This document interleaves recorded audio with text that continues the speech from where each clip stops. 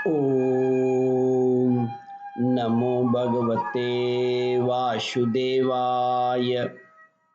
श्रद्धालु भक्तों, श्रीमद् भागवत महापुराण के एकादश स्कंद के 12वां अध्याय के अंतर्गत सत्संग की महिमा और कर्म तथा कर्म त्याग की विधि का प्रस्तुतिकरण करूंगा। श्रद्धालु भक्तों, इसके पूर्व 11वां अध्याय समाप्त हो चुका है। जहां तक आप कथा श्रवण कर चुके हैं उसके आगे का प्रस्तुतिकरण करता हूं। भगवान श्री कृष्ण कहते हैं, प्यारे उद्धव, जगत में जितनी आसक्तियां हैं उन्हें सत्संग नष्ट कर देता है। यही कारण है कि सत्संग जिस प्रकार मुझे वश में कर लेता है वैसा साधन न योग है, न सांख्य, न धर्म पालन और न स्वाध्याय। तपस्या, त्याग, इष्टपूर्त और दक्षिणा से भी मैं वैसा प्रसन्न नहीं होता। कहाँ तक कहूँ, व्रत, यज्ञ, वेद, तीर्थ और यम नियम भी सत्संग के समान मुझे वश में करने में समर्थ नहीं है। निष्पाप उद्धव जी, यह एक युग की नहीं, सभी युगों की एक सी बात है। सत्संग के द्वारा ही दैत्य रक्षा, पशु पक्षी। निष्पाप उद्धव जी, यह एक युग की नहीं, सभी युगों की एक सी बात है। सत्संग के द्वारा ही दैत्य राक्षस, पशु पक्षी, गंधर्व अप्सरा, नाग सिद्ध, चारण गुहिया और विद्याधरों को मेरी प्राप्ति हुई है। मनुष्यों में वैश्य, शूद्र, स्त्री और अंत्यज आदि रजोगुणी तमोगुणी प्रकृति के भूत से जीवों ने मेरा परम पद प्राप्त किया है। वृतासुर, प्रहलाद, वृषपर्वा, बलि, बानासुर, मैदानव, विभीषण, सुग्रीव, हनुमान, जामवान, गजेंद्र, जटायु, तुलाधार वैश्य, धर्मव्याध, कुब्जा, ब्रज की गोपियां, यज्ञ पत्नियां और दूसरे लोग भी सत्संग के प्रभाव से ही मुझे प्राप्त कर सके हैं।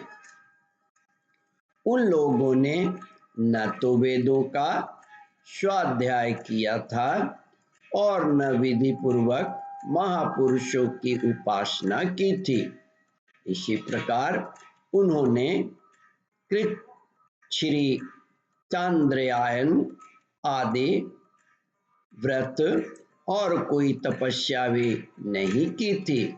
बस केवल सत्संग के प्रभाव से ही वे मुझे प्राप्त हो गए।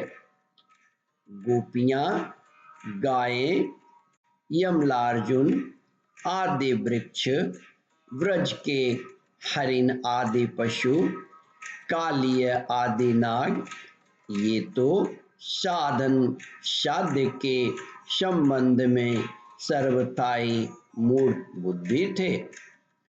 इतने ही नहीं, ऐसे और भी बहुत हो गए हैं जिन्होंने केवल प्रेम पूर्ण भाव के द्वारा ही अनायास मेरी प्राप्ति कर ली और कृत हो गए। उद्धव बड़े बड़े प्रयत्नशील साधक योग, सांख्य, दान, व्रत, तपस्या, यज्ञ, श्रुतियों की व्याख्या, स्वाध्याय और संन्यास आदि साधनों के द्वारा मुझे नहीं प्राप्त कर सकते, परंतु सत्संग के द्वारा तो मैं अत्यंत सुलभ हो जाता हूँ।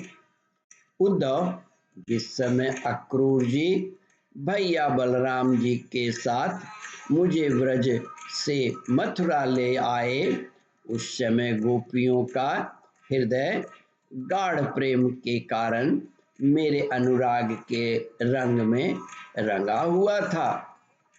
मेरे वियोग की तीव्र व्याधि से वे व्याकुल हो रही थी और मेरे अतिरिक्त कोई भी दूसरी वस्तु उन्हें सुख कारक नहीं जान पड़ती थी। तुम जानते हो कि मैं ही उनका एकमात्र प्रियतम हूँ। जब मैं वृंदावन में था तब उन्होंने बहुत सी रात्रियां, वे रस की रात्रियां मेरे साथ आधे क्षण के समान बिता दी थी, परंतु प्यारे उद्धव, मेरे बिना वे ही रात्रियां उनके लिए एक एक कल्प के समान हो गई। जैसे बड़े बड़े ऋषि मुनि समाधि में स्थित होकर तथा गंगा आदि बड़ी बड़ी नदियां समुद्र में मिलकर अपने नाम रूप खो देती है, वैसे ही वे गोपियां परम प्रेम के द्वारा मुझ में इतनी तन्मय हो गई थी कि उन्हें लोक परलोक, शरीर और अपने कहने वाले पति पुत्र आदि की भी शुद्ध बुद्ध नहीं रह गई थी। ओम परमात्मने नमः। श्रद्धालु भक्तों, इस कथा को ध्यान पूर्वक श्रवण, मनन और इसका चिंतन करें। इस कथामृत का रसास्वादन अपने बंधु बांधवों को भी करावे। इस वीडियो को शेयर और सब्सक्राइब करें। ओम परमात्मने नमः।